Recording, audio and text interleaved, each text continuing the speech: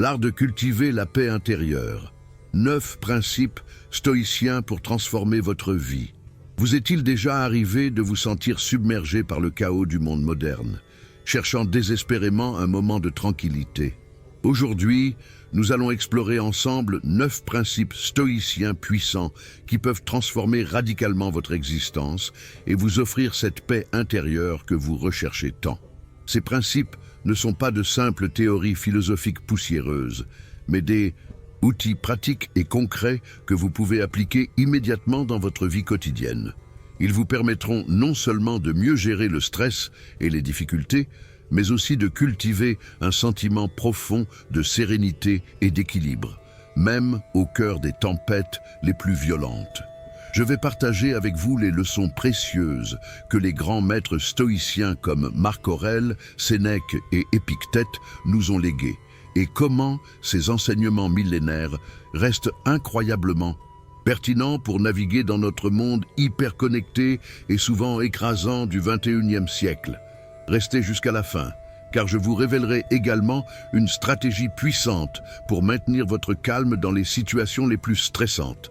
Une technique que j'ai moi-même utilisée pour transformer complètement ma vie. Si c'est votre première visite sur cette chaîne, je vous encourage à vous abonner et à activer les notifications pour ne manquer aucun contenu futur.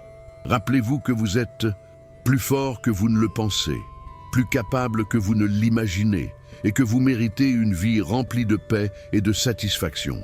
Avant de plonger dans ces principes transformateurs, laissez-moi vous raconter une histoire qui illustre parfaitement la puissance de la philosophie stoïcienne. Dans l'ancienne Rome vivait un homme nommé Lucius, un commerçant prospère qui semblait avoir tout pour être heureux. Richesse, statut social, une belle famille. Pourtant, Lucius était constamment tourmenté par l'anxiété. Il s'inquiétait sans cesse de perdre sa fortune, de décevoir sa famille, de ce que les autres pensaient de lui. Un jour, après avoir perdu une cargaison importante en mer, Lucius se retrouva au bord du gouffre émotionnel. C'est alors qu'un vieil ami lui présenta les enseignements d'Épictète. Au début, Lucius était sceptique. Comment de simples principes philosophiques pourraient-ils résoudre ces problèmes concrets? Mais désespéré, il décida de leur donner une chance. Jour après jour, Lucius commença à appliquer les principes stoïciens dans sa vie. Il apprit à distinguer ce qui dépendait de lui de ce qui n'en dépendait pas. Il cessa de s'inquiéter des tempêtes en mer qu'il ne pouvait contrôler et se concentra sur ce qu'il pouvait gérer, ses décisions, ses réactions, ses actions. Progressivement, une transformation remarquable s'opéra. Même lorsqu'il faisait face à des difficultés, Lucius restait calme et centré.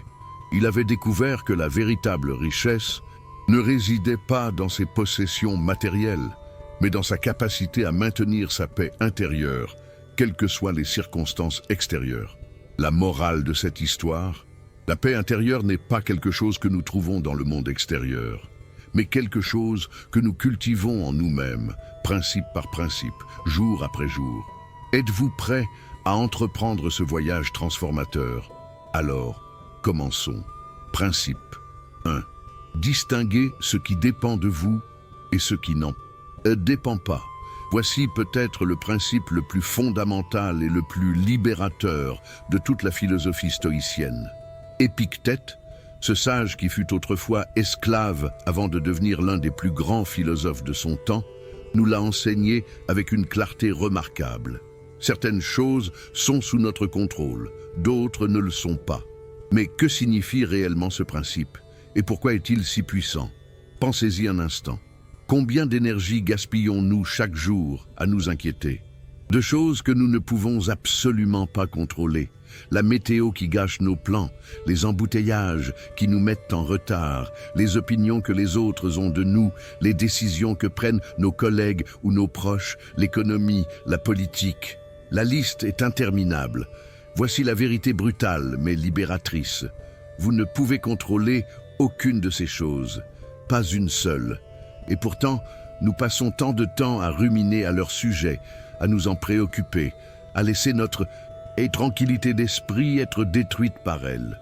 C'est comme essayer de vider l'océan avec une cuillère, un exercice futile qui ne mène qu'à l'épuisement et à la frustration.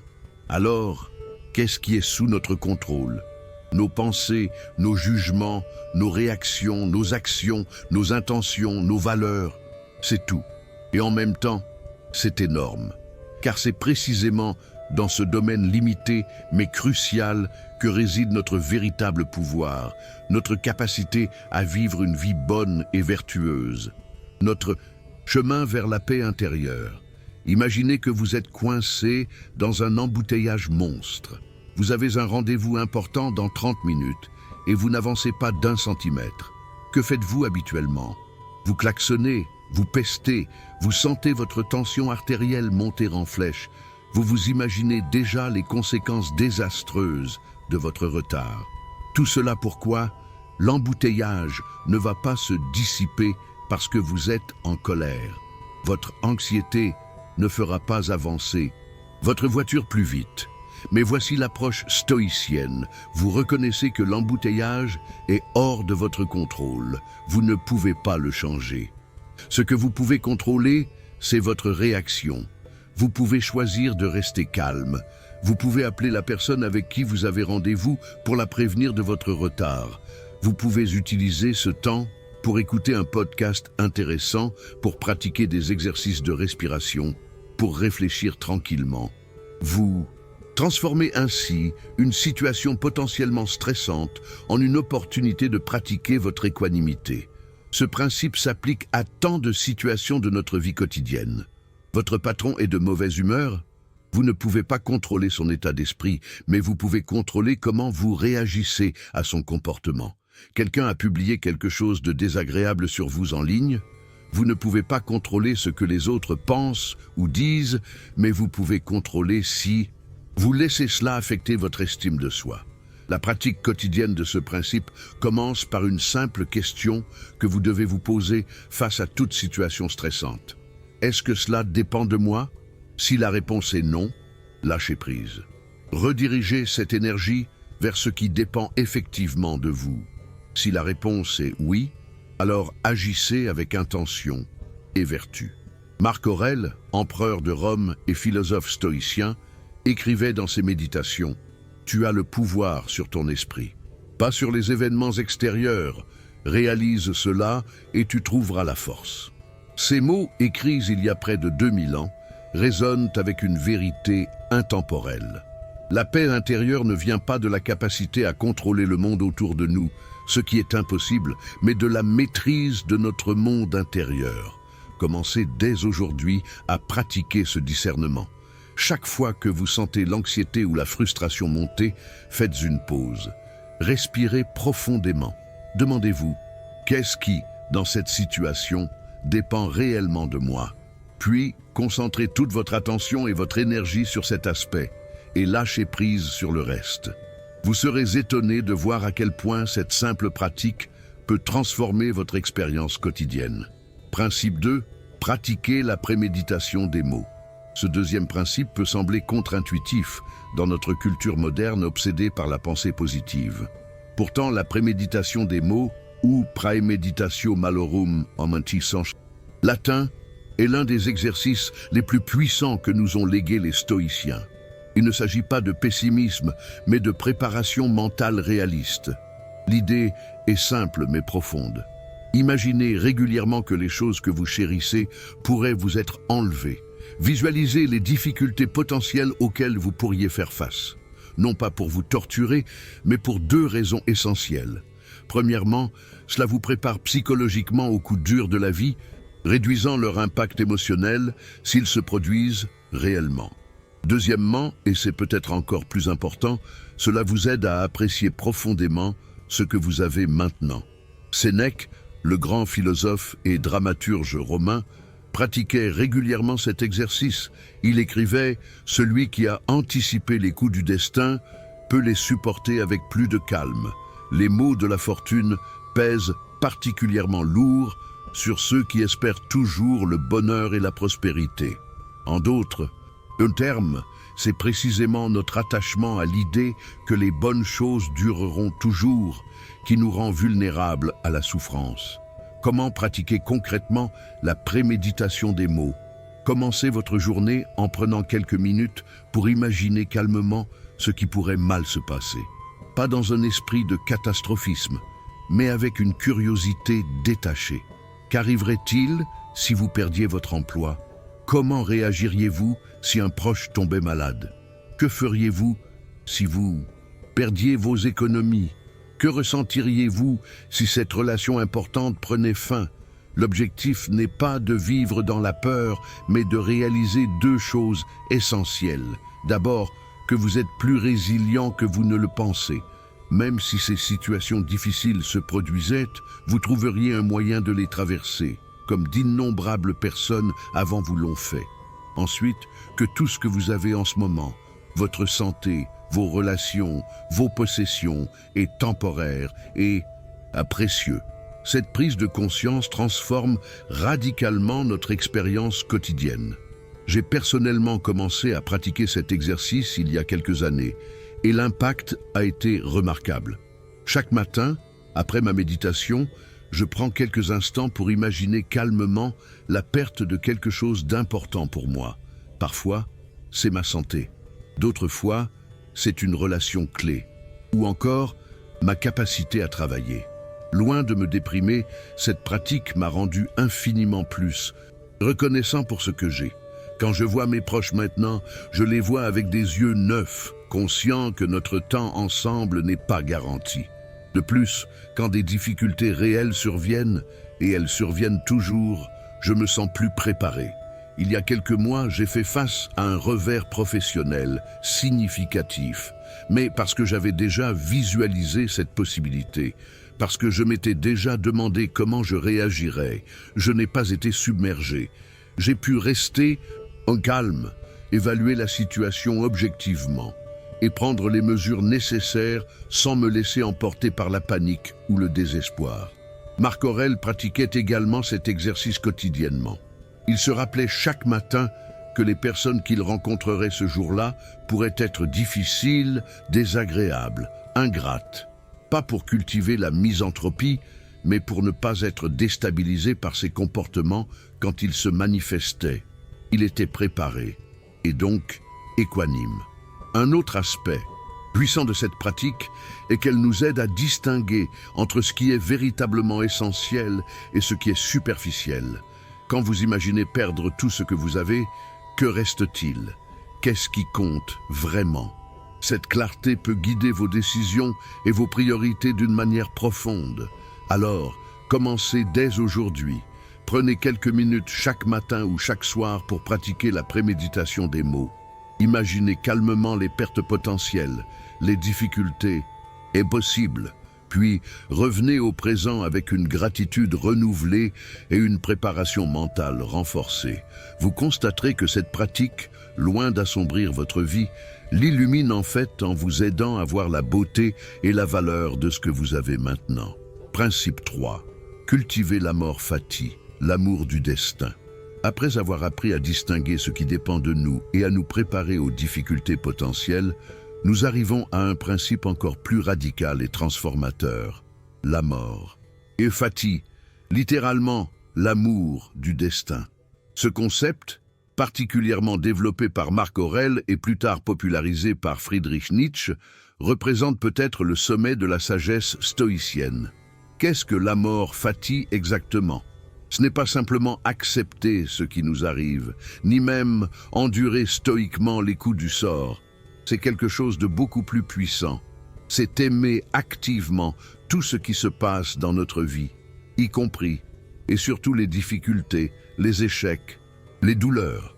C'est voir chaque événement, agréable ou désagréable, comme nécessaire et même désirable pour notre développement.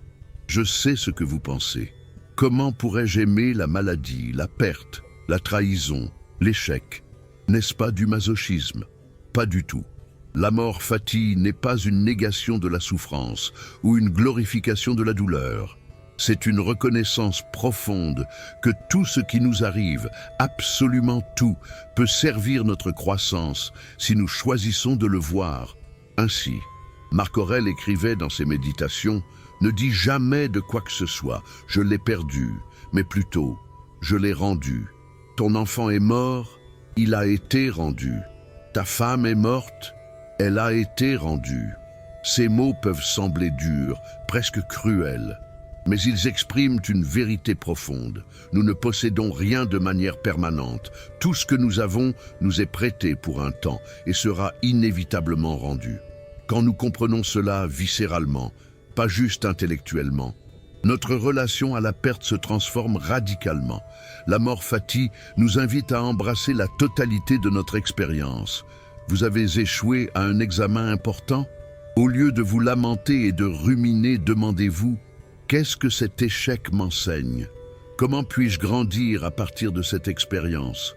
Comment puis-je utiliser cette difficulté pour devenir plus fort, plus sage, plus compatissant? Une relation s'est terminée douloureusement? Quelle leçon précieuse contient cette fin? Comment cette expérience peut-elle m'aider à devenir un meilleur partenaire à l'avenir? J'ai vécu moi-même une illustration puissante de ce principe il y a quelques années. J'ai traversé une période où tout semblait s'effondrer simultanément. Problèmes de santé, difficultés professionnelles, rupture d'une relation importante. Sur le moment, je me sentais submergé, comme si l'univers entier conspirait contre moi. Mais j'avais étudié les stoïciens et je me suis souvenu de la mort fati. J'ai fait un choix conscient. Au lieu de me demander pourquoi moi, j'ai commencé à me demander pourquoi. Pour quelles raisons ces événements se produisent-ils? Quelle version de moi-même suis-je censé devenir à travers ces défis? J'ai commencé à voir chaque difficulté non comme un obstacle, mais comme un entraînement, une opportunité de forger ma résilience et ma sagesse. Avec le recul, je peux dire honnêtement que cette période difficile a été l'une des plus importantes de ma vie.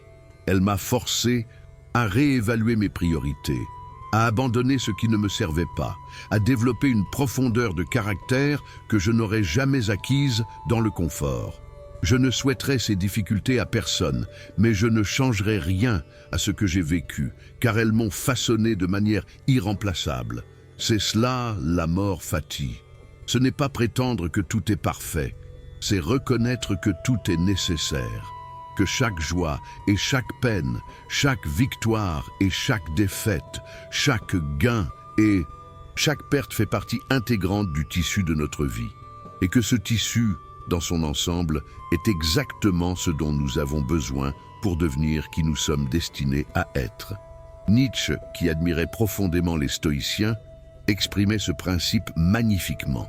Ma formule pour ce qu'il y a de grand dans l'être humain est amor fati, ne rien vouloir d'autre que ce qui est, ni en avant, ni en arrière, ni dans toute l'éternité. Ne pas se contenter de supporter l'inévitable, et encore, moins se le dissimuler, mais l'aimer.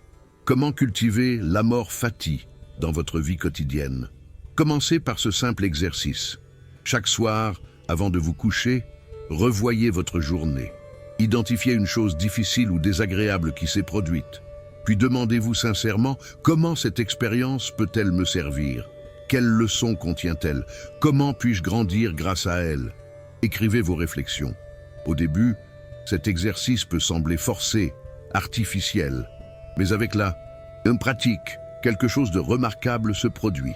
Vous commencez à voir le potentiel de croissance dans chaque situation. Vous développez une confiance profonde que, quoi qu'il arrive, vous pouvez l'utiliser pour devenir meilleur. Cette confiance est la véritable paix intérieure. La mort fati n'est pas quelque chose que vous accomplissez une fois pour toutes. C'est une pratique quotidienne, un choix que vous faites encore et encore. Aimez votre vie telle qu'elle est, avec toutes ses imperfections, ses joies et ses douleurs. Et paradoxalement, c'est précisément cette acceptation radicale qui ouvre la porte à la véritable transformation. Principe 4. Pratiquer la discipline de l'assentiment. Nous voici au 4e principe, qui découle naturellement des 3 premiers. Si nous savons distinguer ce qui dépend de nous, si nous sommes préparés aux difficultés, et si nous cultivons l'amour du destin, il reste encore une compétence cruciale à développer, la discipline de l'assentiment. Ce concept, au cœur de l'enseignement d'Épictète, est l'un des outils les plus pratiques et immédiatement applicables de la philosophie stoïcienne. Qu'est-ce que la discipline de l'assentiment?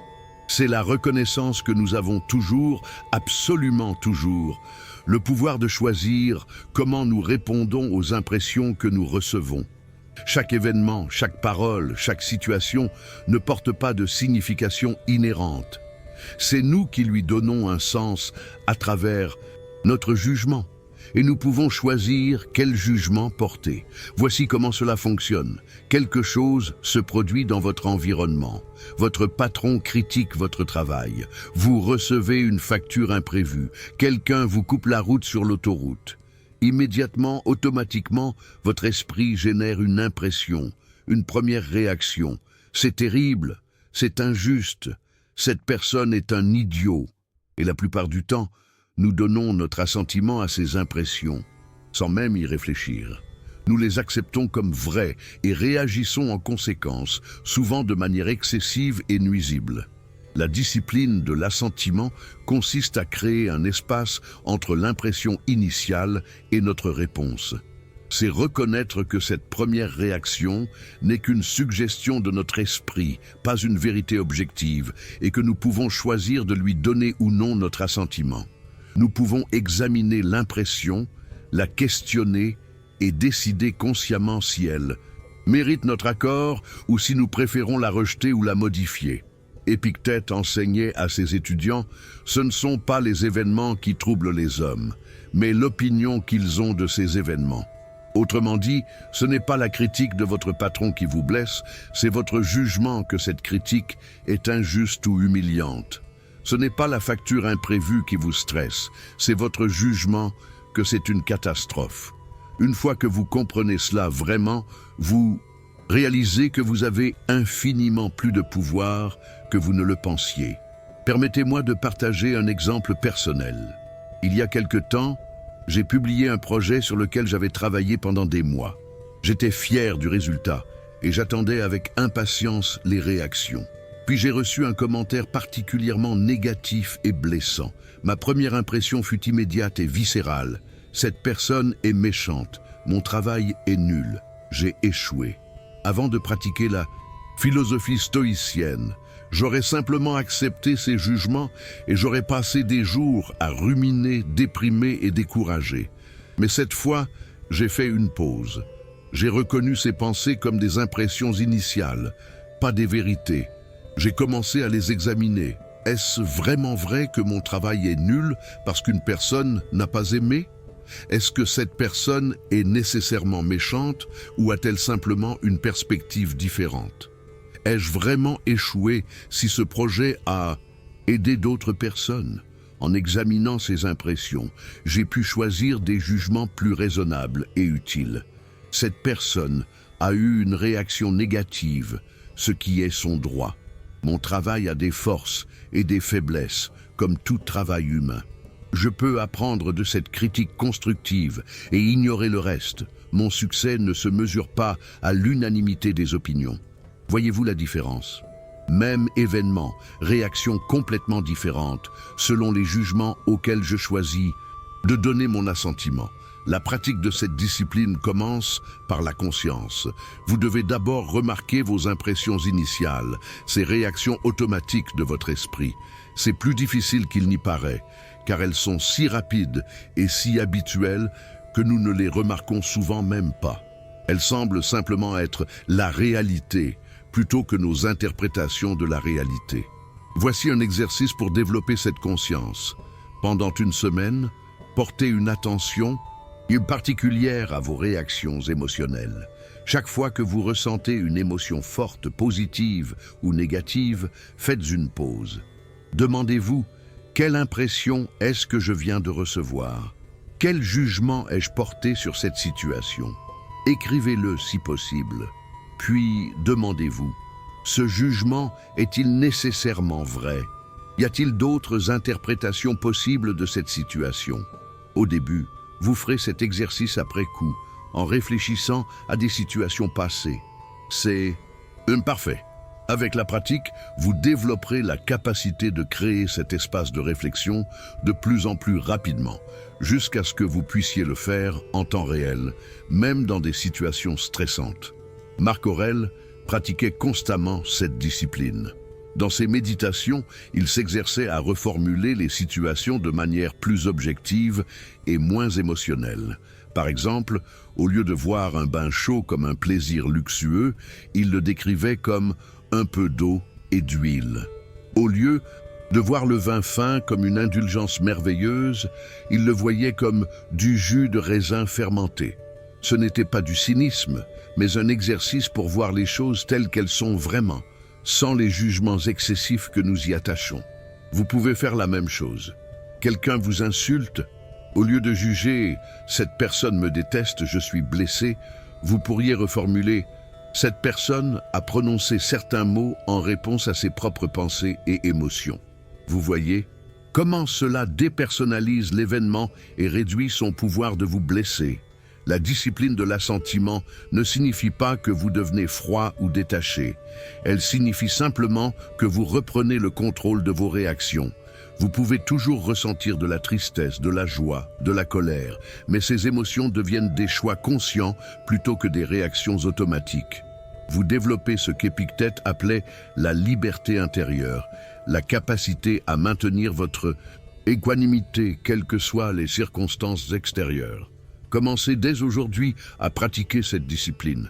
Remarquez vos impressions, examinez-les et choisissez consciemment les jugements auxquels vous donnez votre assentiment.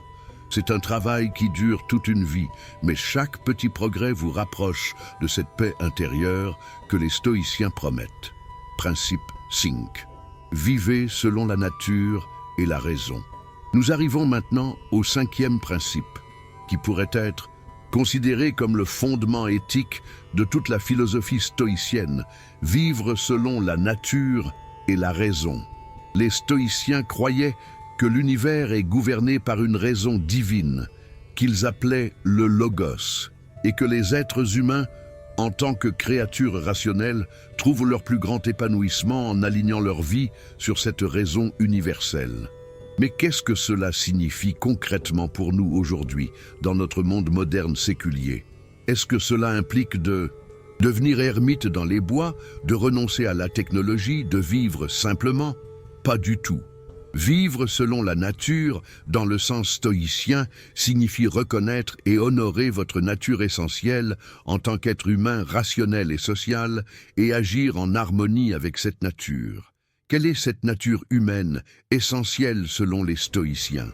Premièrement, nous sommes des êtres rationnels, capables de raison, de réflexion, de choix délibérés. Deuxièmement, nous sommes des êtres sociaux, profondément interconnectés avec les autres, conçus pour vivre en communauté et nous entraider. Troisièmement, nous faisons partie d'un cosmos plus vaste, dont nous ne sommes qu'un petit élément. Vivre selon la nature signifie honorer ces trois aspects de notre existence. Concrètement, cela signifie plusieurs choses. D'abord, utiliser votre capacité de raison pleinement et constamment.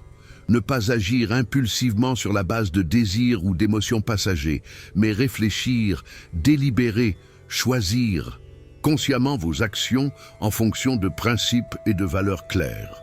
Les stoïciens valorisaient les 4 vertus cardinales. La sagesse, savoir ce qui est bien, le courage, faire ce qui est bien malgré les difficultés, la justice, traiter les autres équitablement, et la tempérance, modération dans tous les domaines. Ensuite, cela signifie reconnaître et honorer votre nature sociale. Vous n'êtes pas un individu isolé, mais un membre d'une vaste famille humaine. Marc Aurèle méditait, et souvent sur cette idée, ce qui n'est pas bon pour la ruche ne peut pas être bon pour l'abeille. En d'autres termes, votre bien-être individuel est inséparablement lié au bien-être de votre communauté et de l'humanité dans son ensemble. Cette reconnaissance a des implications pratiques profondes. Cela signifie agir avec bienveillance et compassion envers les autres, même quand c'est difficile. Cela signifie contribuer positivement à votre communauté de quelque manière que ce soit. Cela signifie reconnaître que les autres êtres humains, même ceux qui vous irritent ou vous font du mal, sont essentiellement comme vous. Ils cherchent le bonheur, ils souffrent, ils font des erreurs, ils font de leur mieux avec les ressources qu'ils ont. Marc Aurèle écrivait « À l'aube, dis-toi par avance, je rencontrerai un importun, un ingrat, un insolent, un fourbe, un envieux, un insociable. » Tous ces défauts leur sont arrivés par suite de leur ignorance du bien et du mal.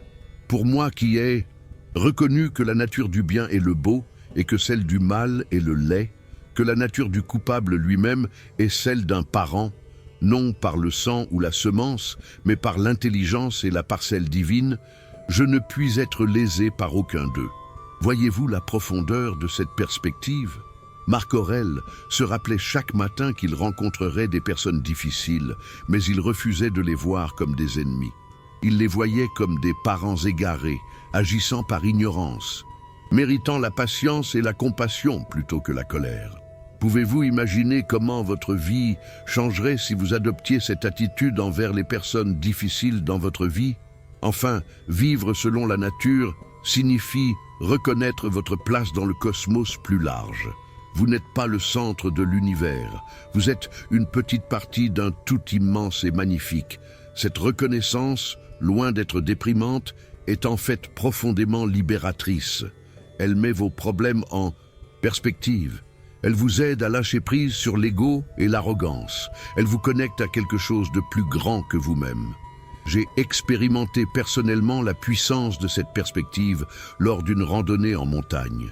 Debout au sommet, regardant l'immensité du paysage, les montagnes s'étendant à l'horizon, le ciel infini au-dessus, j'ai ressenti viscéralement à quel point je suis petit, à quel point mes soucis quotidiens sont insignifiants dans le grand schéma des choses. Et, paradoxalement, au lieu de me sentir diminué, je me suis senti libéré. Mes anxiétés concernant mon travail, mes relations, mon futur semblaient soudain absurdement petites. J'étais juste un humain parmi des milliards, sur une planète parmi des milliards, vivant ma brève vie. Et c'était magnifique. Comment vivre selon la nature au quotidien? Voici quelques pratiques concrètes. Premièrement, avant de prendre une décision importante, faites une pause et demandez-vous, cette action est-elle en accord avec la raison? Est-elle vertueuse? Contribue-t-elle positivement aux autres et à ma communauté? Laissez ces questions guider vos choix plutôt que l'impulsion ou le désir immédiat. Deuxièmement, cultivez activement la connexion avec les autres. Pratiquez la gratitude envers ceux qui vous aident. Offrez votre aide généreusement. Cherchez à comprendre plutôt qu'à juger. Souvenez-vous que chaque personne que vous rencontrez lutte dans sa propre bataille intérieure, tout comme vous. Troisièmement, passez du temps dans la nature, si possible. Observez le lever ou le coucher du soleil. Regardez les étoiles. Marchez dans un parc ou une forêt. Ces expériences nous rappellent notre connexion au monde naturel et notre place dans l'ordre cosmique, nous aidant à maintenir cette perspective précieuse. Vivre selon la nature et la raison n'est pas facile, surtout dans notre monde moderne qui nous encourage constamment à nous concentrer sur nous-mêmes, à satisfaire immédiatement nos désirs, à nous déconnecter de nos communautés et du monde naturel. Mais c'est précisément pour cette raison que cette pratique est si précieuse et si transformatrice. Elle nous ramène à ce qui est essentiel, à ce qui fait de nous des êtres humains épanouis. Principe 6, Memento Mori, souviens-toi que tu vas mourir. Nous arrivons maintenant à un principe qui peut sembler morbide au premier abord, mais qui est en réalité profondément vivifiant. Memento Mori, souviens-toi que tu vas mourir.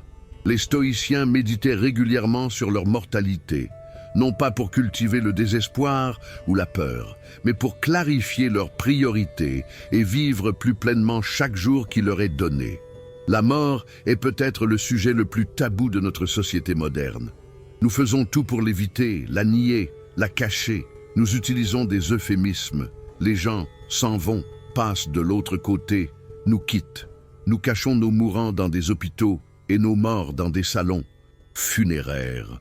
Nous bombardons notre peau de produits anti-âge, comme si nous pouvions retarder indéfiniment l'inévitable. Cette négation de la mort a un coût terrible. Elle nous empêche de vivre pleinement. Les stoïciens adoptèrent l'approche exactement opposée. Ils gardèrent la mort constamment à l'esprit. Marc Aurèle écrivait « Tu peux quitter cette vie à tout moment. que cette pensée détermine ce que tu fais, dis et penses. Sénèque conseillait « Laisse chaque jour de ta vie se clore comme un tel était le dernier. Tu gagneras en richesse intérieure, chaque lendemain sera alors un cadeau. » Pourquoi cette méditation sur la mort est-elle si puissante? Parce qu'elle nous rappelle brutalement ce qui est vraiment important. Quand vous vous souvenez vraiment viscéralement que votre temps ici est limité et incertain, que vous pourriez mourir aujourd'hui ou demain, les choses superficielles perdent immédiatement leur pouvoir sur vous. Cette dispute mesquine avec votre partenaire sur qui devait sortir les poubelles, absurde, cette anxiété concernant un commentaire embarrassant que vous avez fait en réunion, insignifiante. Cette obsession de votre image sur les réseaux sociaux, futile. Memento Mori est comme un filtre puissant qui sépare l'essentiel du superficiel, vous permettant de voir clairement ce qui mérite vraiment votre temps et votre attention. J'ai commencé à pratiquer consciemment Memento Mori il y a quelques années, après la mort subite d'un ami proche. Il avait mon âge en bonne santé apparente, des projets plein l'avenir. Et puis, du jour au lendemain, il n'était plus là. Ce choc m'a forcé à confronter ma propre mortalité d'une manière que je n'avais jamais fait auparavant. J'ai commencé à me demander chaque matin, si c'était mon dernier jour sur Terre, comment voudrais-je le vivre? Qu'est-ce qui compterait vraiment pour moi?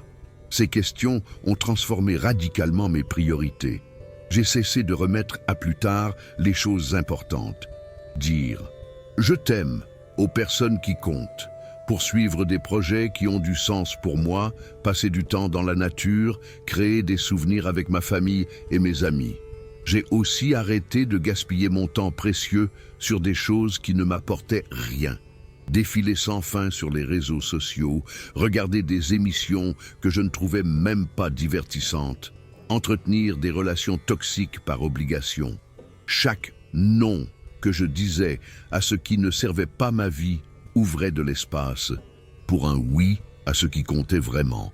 Les stoïciens ne méditaient pas sur la mort pour devenir paralysés par la peur, mais pour être libérés pour vivre. Il y a une histoire célèbre sur Épictète. Un étudiant lui a demandé « Maître, quand devrais-je commencer à philosopher ?» Épictète a répondu « Veux-tu vivre seulement quand tu es vieux? Dès aujourd'hui, sois ce que tu veux être. Demain, tu pourrais être mort. » Comment pratiquer Memento Mori concrètement?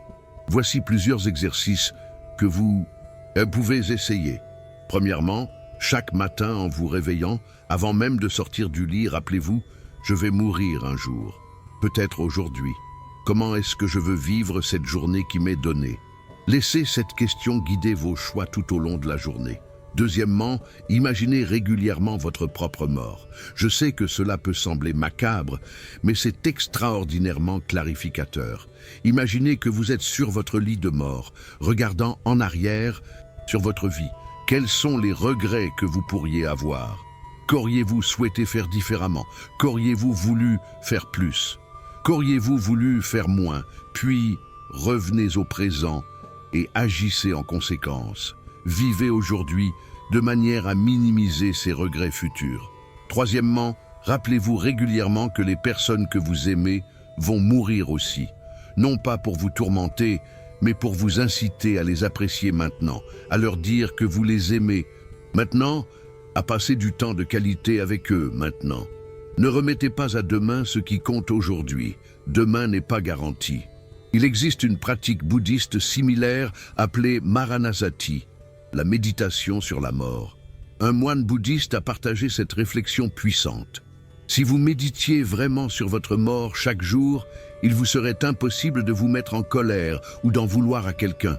Comment pourriez-vous gaspiller votre temps précieux et limité sur de telles émotions? C'est exactement le même insight que les stoïciens avaient il y a plus de 2000 ans.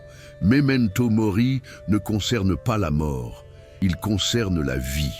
Il concerne le fait de vivre pleinement, intentionnellement, sans gaspillage. Il concerne l'appréciation de chaque moment ordinaire, comme le cadeau extraordinaire qu'il est réellement. Il concerne le courage de vivre authentiquement selon vos valeurs, plutôt que de gaspiller votre vie précieuse à poursuivre ce que la société vous dit de valoriser.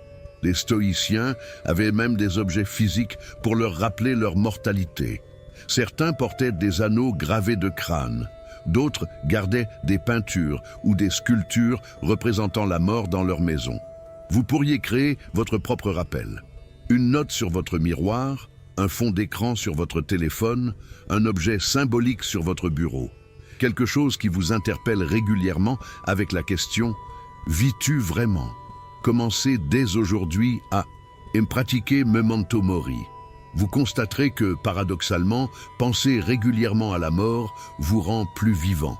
Les couleurs semblent plus vives, les saveurs plus riches, les connexions plus profondes, le temps plus précieux. Comme Sénèque le disait si bien, toute la vie n'est qu'une préparation à la mort. Commence donc dès maintenant à vivre comme tu voudrais mourir, en paix, sans regret, ayant vécu pleinement. Principe sept. La dichotomie de contrôle appliquée aux émotions.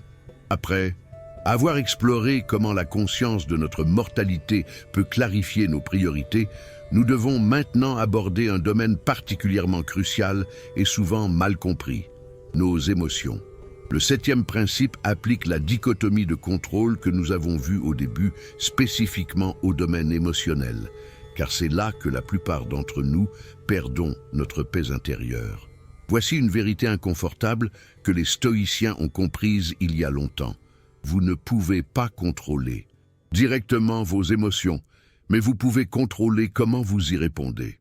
Cette distinction subtile, mais cruciale, est la clé pour sortir de la tyrannie des émotions négatives qui empoisonnent tant de vies. Beaucoup de gens pensent à tort que les stoïciens prônaient la suppression des émotions, devenir froids et robotiques. C'est une incompréhension totale. Les stoïciens ne niaient pas les émotions. Ils comprenaient leur nature et apprenaient à travailler avec elles sagement, plutôt que d'en être les esclaves. Voici comment cela fonctionne. Une émotion surgit en vous, disons la colère. Quelqu'un vous a coupé la route ou a dit quelque chose de blessant ou a trahi votre confiance. Immédiatement, vous sentez la colère monter, le sang qui bout, le cœur qui bat plus vite, cette envie de riposter. Cette première vague d'émotions, ce que les stoïciens appelaient la protopassion, n'est pas sous votre contrôle. C'est une réaction physiologique automatique. Mais voici où votre pouvoir entre en jeu. Ce que vous faites ensuite est entièrement sous votre contrôle. Allez-vous nourrir cette colère, la ruminer, construire des histoires autour d'elle, la laisser se transformer en rage et dicter vos actions? Ou allez-vous la reconnaître, observer pourquoi elle est là, puis choisir consciemment une réponse plus sage? Épictète enseignait à ses étudiants une pratique simple mais puissante. Quand une émotion forte surgit, faites une pause, respirez, puis dites-vous « ce n'est qu'une impression, elle ne peut pas me contrôler à moins que je lui donne mon assentiment ». Cette simple reconnaissance crée un espace entre le stimulus et la réponse, un espace où réside votre liberté. J'ai appliqué cette pratique lors d'une situation récente qui aurait normalement déclenché une colère intense. Un collègue s'est attribué le mérite d'un projet sur lequel j'avais travaillé dur. Ma réaction initiale fut immédiate. Une vague de colère et d'indignation. Comment ose-t-il? C'est injuste. Je vais lui dire ces 4 vérités. Mais au lieu de réagir immédiatement, j'ai fait une pause. J'ai reconnu la colère. Oui, je me sens en colère. C'est normal. Mais cette colère ne doit pas dicter mes actions. J'ai respiré profondément plusieurs fois. J'ai examiné la situation objectivement. Pourquoi a-t-il fait ça? Par malveillance ou par erreur? Quelle est la meilleure façon de gérer cela qui serve réellement mes intérêts à long terme? Avec ce recul émotionnel, j'ai pu choisir une réponse mesurée et efficace. J'ai eu une conversation calme avec ce collègue, clarifiant la situation sans attaque ni drame. Le problème a été résolu pacifiquement. Si j'avais réagi depuis ma colère initiale, j'aurais probablement créé un conflit durable et endommagé notre relation de travail.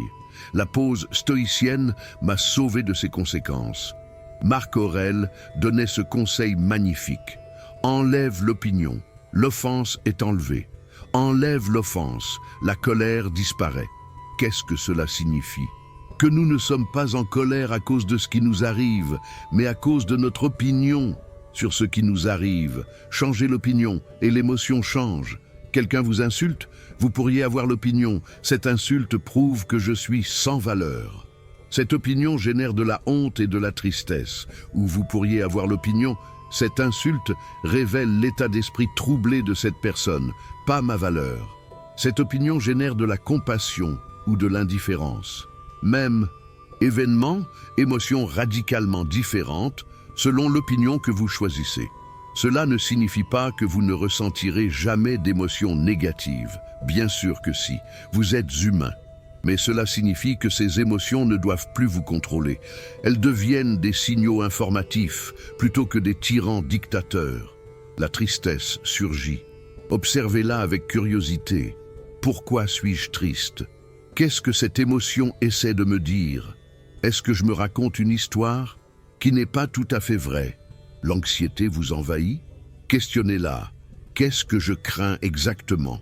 Est-ce que cette peur est rationnelle? Même si ce scénario se réalisait, pourrais-je y faire face? Les stoïciens avaient une pratique appelée visualisation négative, étroitement liée à la préméditation des mots que nous avons vus plus tôt. Quand vous vous sentez anxieux à propos de quelque chose, imaginez le pire scénario possible se produisant. Vraiment. Allez jusqu'au bout. Puis demandez-vous honnêtement, si cela arrivait, est-ce que je survivrais? Est-ce que je pourrais trouver un moyen de m'en sortir? La réponse est presque toujours oui. Et soudain, l'anxiété perd beaucoup de son pouvoir. Voici un exercice quotidien pour développer cette maîtrise émotionnelle.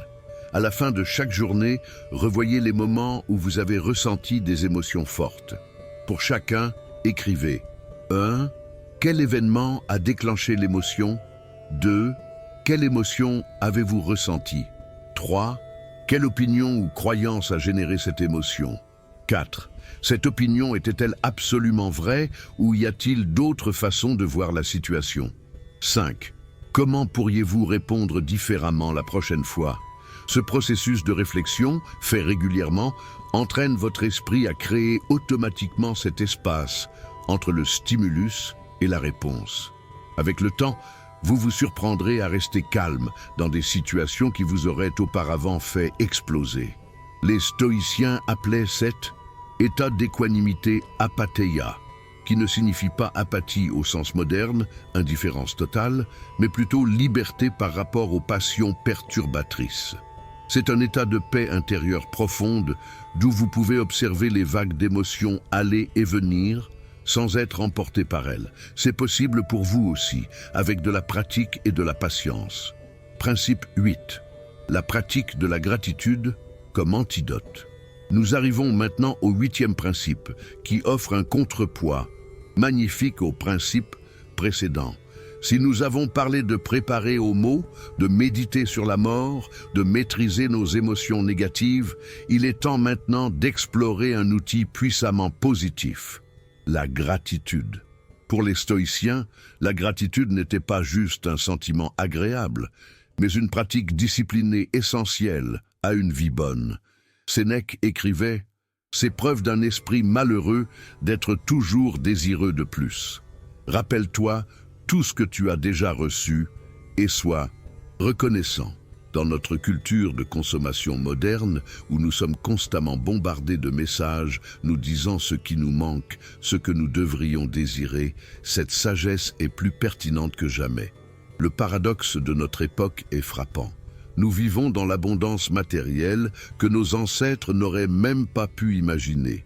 Nous avons de la nourriture facilement accessible, de l'eau propre au robinet, des maisons chauffées et climatisées, des moyens de communication instantanée avec presque n'importe qui dans le monde, l'accès à plus d'informations et de divertissements que nous ne pourrions en consommer en 1000 vies. Et pourtant, sommes-nous plus heureux? Les données suggèrent que non.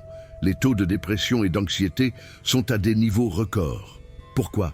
Parce que nous nous concentrons constamment sur ce qui nous manque plutôt que sur ce que nous avons. Nous comparons notre vie non pas avec celle de nos grands-parents, mais avec les versions soigneusement filtrées des vies d'autres personnes sur les réseaux sociaux. Nous désirons toujours la prochaine chose, le prochain achat, la prochaine promotion, la prochaine relation, pensant que c'est cela qui nous rendra enfin heureux. C'est ce que les psychologues appellent l'adaptation hédonique, et c'est une recette garantie pour une insatisfaction perpétuelle. La gratitude stoïcienne offre un antidote puissant à cette maladie moderne. Elle nous demande de faire une pause régulière et de vraiment voir, vraiment apprécier ce que nous avons déjà. Non pas de manière superficielle, « Oh oui, je devrais être reconnaissant », mais de manière profonde et viscérale. Voici une pratique que j'ai adoptée et qui a transformé mon expérience quotidienne. Chaque soir, avant de dormir, j'écris 3 choses pour lesquelles je suis reconnaissant ce jour-là. Mais je ne me contente pas de les lister mécaniquement. Je prends le temps de vraiment me remémorer chaque chose, de la ressentir, de savourer la gratitude. Par exemple, au lieu d'écrire simplement « ma famille », j'écris quelque chose de spécifique. Le rire de ma fille aujourd'hui quand nous jouions ensemble, ce son pur et joyeux qui a rempli mon cœur de chaleur. Au lieu de ma santé, j'écris mes jambes qui m'ont porté lors de ma promenade matinale, me permettant de sentir le soleil sur mon visage et de respirer l'air frais. Quelle merveille que mon corps fonctionne si bien sans que j'aie même à y penser. Voyez-vous la différence? La gratitude spécifique et ressentie a un pouvoir transformateur que la gratitude abstraite n'a pas. Elle ancre notre attention dans les aspects positifs concrets de notre vie, créant un contrepoids aux pensées négatives qui peuvent autrement dominer. Marc Aurèle pratiquait une forme de gratitude particulièrement stoïcienne. Il remerciait non seulement pour les bonnes choses, mais aussi pour les difficultés et les personnes difficiles, car elles lui donnaient l'opportunité de pratiquer la vertu. Il écrivait « Lorsque tu te lèves le matin, pense quel précieux privilège c'est d'être vivant, de respirer, de penser, de jouir, d'aimer. Cette gratitude pour le simple fait d'être en vie est peut-être la plus profonde de toutes. Pensez-y vraiment. Contre toute probabilité statistique, vous existez. Des milliards d'années d'évolution cosmique et biologique ont conspiré pour créer ce moment où vous, cet arrangement unique d'atomes conscients de lui-même, êtes en vie et incapable de lire ces mots. C'est un miracle absolu que nous tenons pour acquis chaque jour. J'ai eu une expérience il y a quelques années qui m'a fait comprendre cela viscéralement. J'ai eu un grave accident de voiture. Pendant quelques secondes terrifiantes, j'ai vraiment cru que j'allais mourir. Puis, miraculeusement, je m'en suis sorti indemne. Les semaines qui ont suivi, tout semblait incroyablement précieux. Le simple fait de me réveiller le matin me remplissait de gratitude. Voir mes proches, manger un repas, marcher dehors, tout était imprégné d'une qualité magique. Malheureusement, comme c'est humain, cette gratitude intense s'est progressivement estompée à mesure que je retournais à ma routine normale. Mais j'ai décidé de ne pas laisser cette leçon se perdre.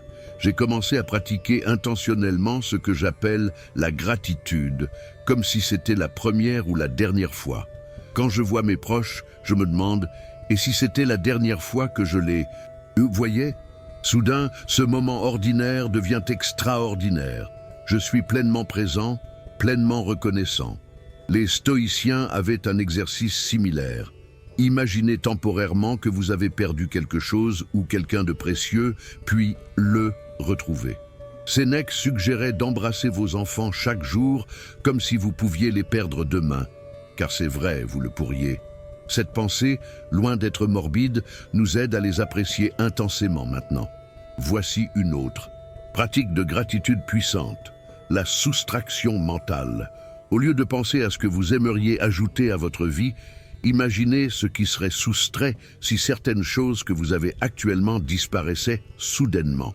Comment serait votre vie sans votre vue, sans vos mains, sans votre maison, sans cette personne que vous aimez?